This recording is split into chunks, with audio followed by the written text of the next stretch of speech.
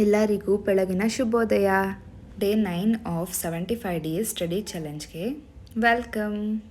Morning ನಾನು ಇದ್ದಾಗ 6:30 ಆಗಿತ್ತು. ಮೆಡಿಟೇಷನ್ ಮಾಡಿ ವಾಕ್ ಮಾಡಿ ಮ್ಯೂಸ್ಲಿ ತಿನ್ನೋಣ ಅಂತ ಬಂದೆ. ನನಗೆ ಇದೆಷ್ಟು ಹಾಲ್ಗೆ ಹಾಕ್ಕೊಂಡು ತಿನ್ನೋದು, ಅದಾದಮೇಲೆ ಓದೋಣ ಅಂತ ಬಂದೆ. ಶಾಕ್ ಆಗಬೇಡಿ, ಅಷ್ಟೊಂದು ಬುಕ್ಸ್ ಇಟ್ಕೊಂಡು ಏನು ಮಾಡ್ತಾಳೆ ಅಂತ. ಒಂದು ಆ್ಯಸ್ ಯೂಶುವಲ್ NCERT ಬುಕ್, ಅದು 12th ಸ್ಟ್ಯಾಂಡರ್ಡಲ್ಲ 11th ಸ್ಟ್ಯಾಂಡರ್ಡ್ದೆ. ಯಾಕೆಂದರೆ 12th ಸ್ಟ್ಯಾಂಡರ್ಡ್ದು ನಾನು ಆಲ್ರೆಡಿ ಓದಿದ್ದೆ ಅದನ್ನು. ಸ್ವಲ್ಪ ಗೊತ್ತಿರೋದೇ ಇತ್ತು, ಸೋಷಿಯಾಲಜಿ ರಿಲೇಟೆಡ್ ಇತ್ತು. ಅದನ್ನು ನಾನು ಓದಿದ್ದೆ ಅಂತ ನಾನು ಫಿಸಿಕಲ್ ಎನ್ವಿರಾನ್ಮೆಂಟ್ನ ತಗೊಂಡೆ. ಅದಾದ ನಂತರ ಸ್ವಲ್ಪ ನನ್ನ ಹಳೆ ನೋಟ್ಸ್ ನಾನು ಏನು ಬರೆದಿಟ್ಟಿದ್ದೆ ಅದ್ರ ಜೊತೆಗೆ ಸಿಂಕ್ ಮಾಡಿಕೊಂಡೆ. ಆ್ಯಂಡ್ ನಾನು ಹೇಳಿದ್ನಲ್ವ ಆಥರ್ ಬುಕ್ಕು, ಈ 3 ಬುಕ್ನು ಇಟ್ಕೊಂಡು ನಾನು ಓದೋಕ್ಕೆ ಅಂತ ಸ್ಟಾರ್ಟ್ ಮಾಡಿದೆ. ನನಗೆ ತುಂಬ ಮೆಸೇಜಸ್ ಬರ್ತಾ ಇದೆ. ಥ್ಯಾಂಕ್ ಯು, ನನ್ನ ಪೇಜ್ನ ಎಷ್ಟು ಸೀರಿಯಸ್ ಆಗಿ ಫಾಲೋ ಮಾಡ್ತಿರೋದಕ್ಕೆ ನಂಗೆ ಭಾಳ ಖುಷಿ ಆಗುತ್ತೆ. ಕೆಲವ್ರು ಕೇಳಿದರು ಕನ್ನಡ ಬುಕ್ನ ಪ್ಲೀಸ್ ಹೇಳಿ ಏನೇನು ಓದಬೇಕು ಅಂತ ಅಂದ್ಬಿಟ್ಟು. ನನಗೆ ಕನ್ನಡ ಬುಕ್ದು ಇನ್ನೂ ನಾನು ರಿಸರ್ಚ್ ಮಾಡ್ತಿದ್ದೀನಿ. ಅಪ್ಕಮಿಂಗ್ ವೀಡಿಯೋಸ್ ಸಾಧ್ಯ ಆದರೆ ಇವತ್ತು ಹಾಕ್ತೀನಿ, ಇಲ್ಲ ನಾಳೆ ಹಾಕ್ತೀನಿ. ನಾನೊಬ್ಬರು ಲೆಕ್ಚರರ್ನ ಕೇಳ್ತಿದ್ದೀನಂತೆ. ಅವ್ರು ಹೇಳ್ತಾರೆ ಇಂತಿಂಥ ಬುಕ್ಸ್ ಅಂತ. ಆವಾಗ ನಾನು ಕಂಪ್ಲೀಟಾಗಿ ಕನ್ನಡಕ್ಕೆ ಏನು ರೆಫರ್ ಮಾಡಬೇಕು ಅನ್ನೋದು ನಾನು ನೆಕ್ಸ್ಟ್ ವೀಡಿಯೋದಲ್ಲಿ ಹೇಳ್ತೀನಂತೆ. ಹಾಗೆ ಮೊದಲನೇದಾಗಿ ನಾನು ಎಲ್ಲರಿಗೂ ಥ್ಯಾಂಕ್ ಯು ಹೇಳಬೇಕು.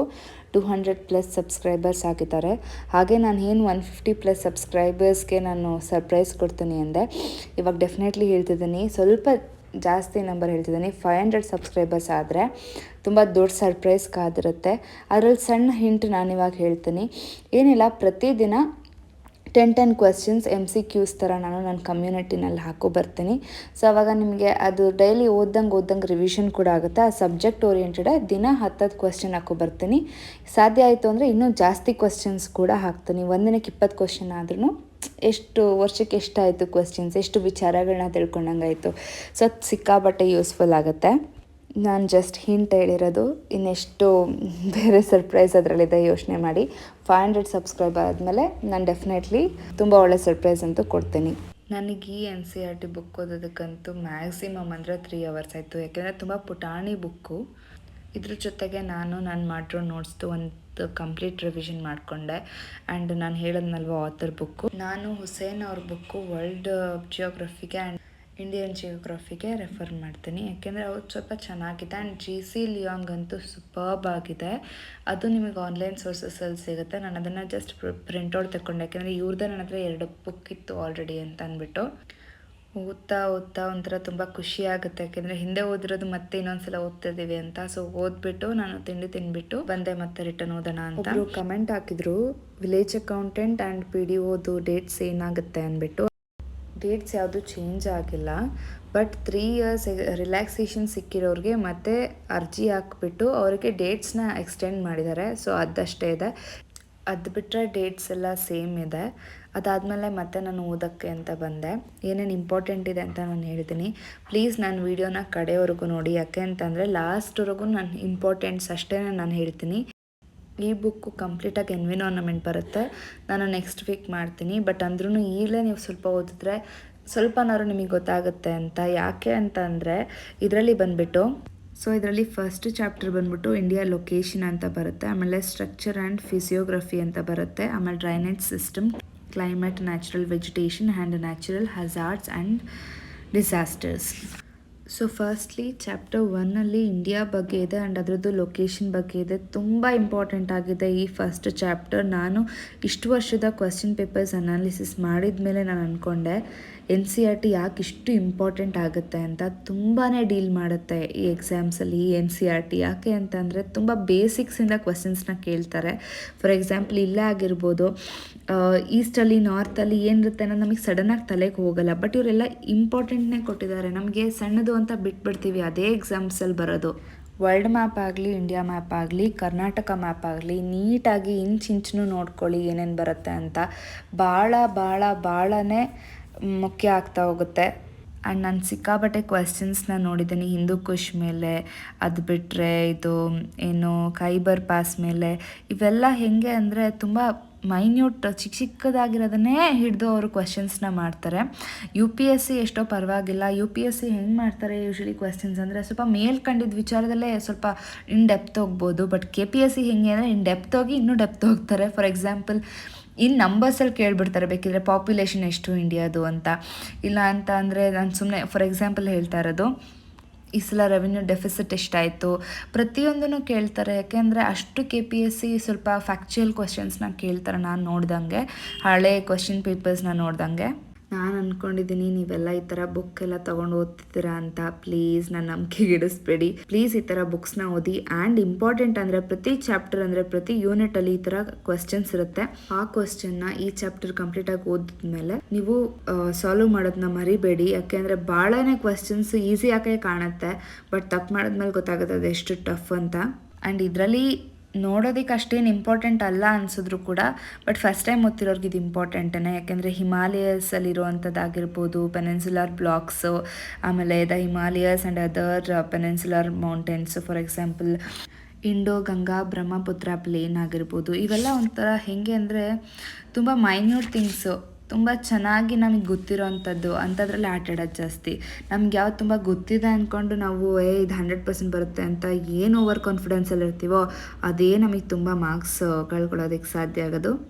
ನೀವು ಒಂದ್ಸಲ NCERT ಮುಗಿಸಿ ಕಂಪ್ಲೀಟಾಗಿ ಎಷ್ಟು ಬುಕ್ಸ್ ಇದೆ 6 to 12 ಮುಗಿಸಿ, ನಾನು ಇಲ್ಲ ಅಂತ ಹೇಳಲ್ಲ. ಬಟ್ ಇವೆಲ್ಲ ಸ್ವಲ್ಪ ಇಂಪಾರ್ಟೆಂಟ್ ಇದೆ, ಓದ್ಕೊಳ್ಳಿ. ಇದಿಷ್ಟು ಓದ್ಕೊಂಡ್ರೆ ಇವೆರಡು ಬುಕ್ಕು ನನಗೆ ಅನ್ಸಂಗೆ ಡೈರೆಕ್ಟಾಗಿ ನೀವು ಆಥರ್ ಬುಕ್ಕಿಗೆ ಹೋಗ್ಬೋದು. ನಾನು ಇದೇ ವಿಡಿಯೋದಲ್ಲಿ ಎಂಡಿಂಗಲ್ಲಿ ಆಥರ್ ಬುಕ್ಕಲ್ಲಿ ಏನೇನಿದೆ ಅಂತ ತೋರಿಸ್ತೀನಿ. ಆ್ಯಂಡ್ ಈ ಬುಕ್ ಅಂತೂ ಜಾಸ್ತಿ ದೊಡ್ಡದಿಲ್ವೇ ಇಲ್ಲ, ಹೆದರ್ಕೊಳ್ಳೇಬೇಡಿ. ನಾನು ಹೇಳ್ತಿಲ್ವ 3 ಅವರ್ಸಲ್ಲಿ ಅದು ನಾನು ಎಲ್ಲ ನೋಡಿಕೊಂಡು ನೋಟ್ ಮಾಡಿ ರಿವಿಷನ್ ಮಾಡ್ಕೊಂಡು ಓದಿರೋದಕ್ಕೆ 3 ಅವರ್ಸಲ್ಲಿ ಮುಗ್ತದೆ ಅಂದರೆ ಯೋಚನೆ ಮಾಡಿ. ಆ್ಯಂಡ್ ಡ್ರೈನೇಜ್ ಸಿಸ್ಟಮ್ ಅಂತ ಅಂದರೆ ವಾಟರ್ ರಿವರ್ಸ್ ಬಗ್ಗೆ ಇರುತ್ತೆ ಅಷ್ಟೇ. ಆ್ಯಂಡ್ UPSC KPSCಯಲ್ಲಿ ಒಂದು ಕ್ವಶನ್ ಆದರೂ ಹಿಮಾಲಯಸ್ ಮೇಲೆ ಬಂದೇ ಬರುತ್ತೆ. ಅದು ಕೂಡ ಆ ಜಾಗದಲ್ಲಿ ಹರಿಯುವಂಥ ರಿವರ್ಸ್ ಮೇಲೆ ಬಂದೇ ಬರುತ್ತೆ. ಅದು ಗಂಗಾ, ಯಮುನಾ, ಯಾವ್ದು ಬೇಕಾದರೂ ಆಗಿರ್ಬೋದು. ತುಂಬ ಇಂಪಾರ್ಟೆಂಟ್ ಪಾರ್ಟ್ ಇದು. ಸೊ ಅಲ್ಲಿ ಟ್ರಿಬ್ಯೂಟರೀಸ್ ಅಂದರೆ ರಿವರ್ಸಲ್ಲಿ ಡಿವೈಡ್ ಆಗಿ ಇನ್ನು ಕೆಲವೊಂದೊಂದು ಬರ್ತವೆ.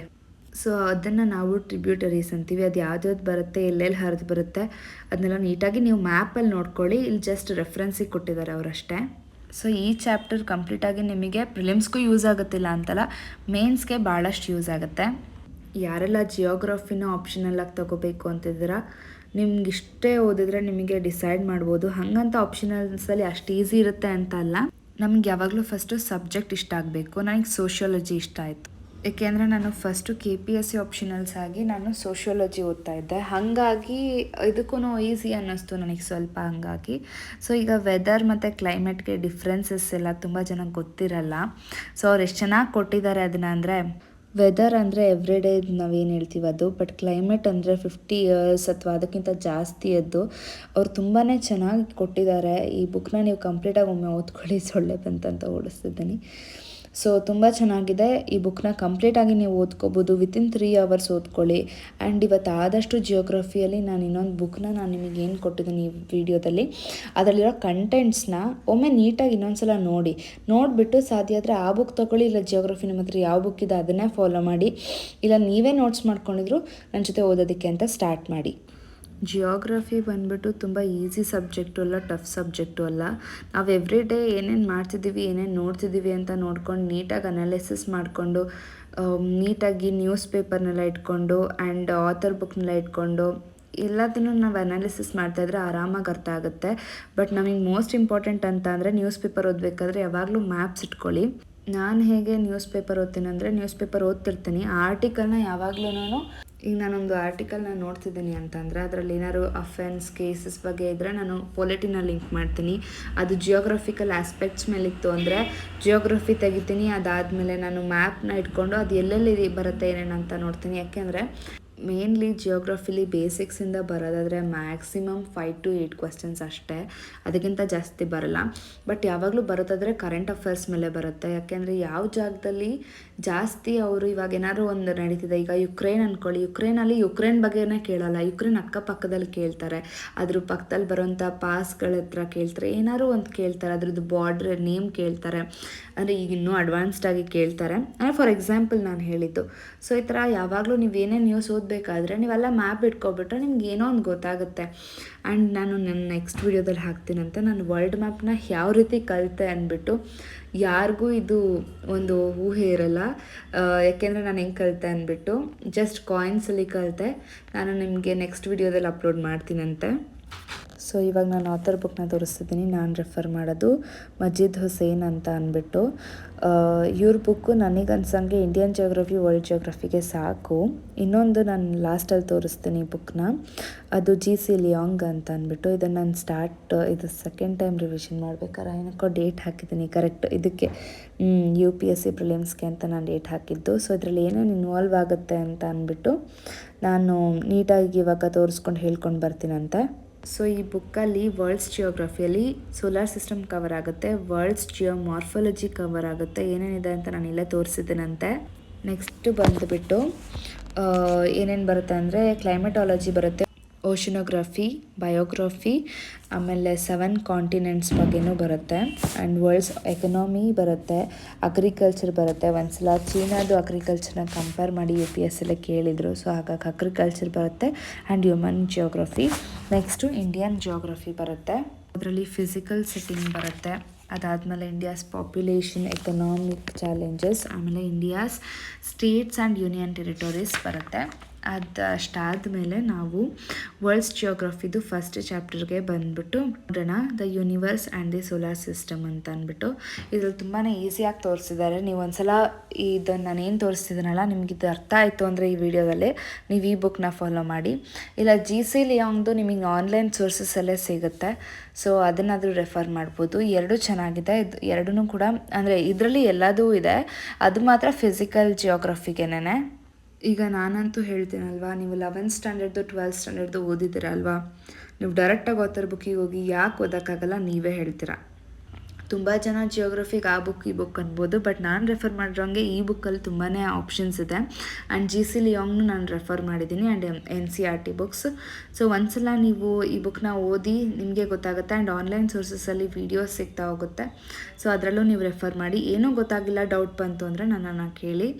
ಆ್ಯಂಡ್ ಕಂಪ್ಲೀಟಾಗಿ ಪಾಠ ಮಾಡೋಕ್ಕಾಗಲ್ಲ, ಯಾಕೆಂದರೆ ನಾನು ಕೂಡ ಓದ್ತಿರೋದ್ರಿಂದ. ಸೊ ಇಷ್ಟೆಲ್ಲ ಆದಮೇಲೆ ಕಾಫಿ ಕುಡ್ಕೊಬಂದೆ. ಸೊ ಸಂಜೆ ಆಗಿತ್ತಲ್ಲ, ತುಂಬ ಚೆನ್ನಾಗಿ ಬಿಸಿಲಿತ್ತು. ಸೊ ನಮ್ಮನೆ ಮುಂದೆ ತೋರಿಸೋಣ ಅಂದ್ಕೊಂಡು ಬಂದೆ. ನಾನು ಹೇಳಿದ GC ಲಿಯಾಂಗ್ ಬಂದುಬಿಟ್ಟು ಅಮೆಝಾನಲ್ಲಿ ಅವೈಲಬಲ್ ಇದೆ, ಯಾರಿಗೆಲ್ಲ ಬೇಕು ತೊಗೊಳ್ಳಿ. ಇದು ತುಂಬ ಚೆನ್ನಾಗಿದೆ ಬುಕ್ಕು.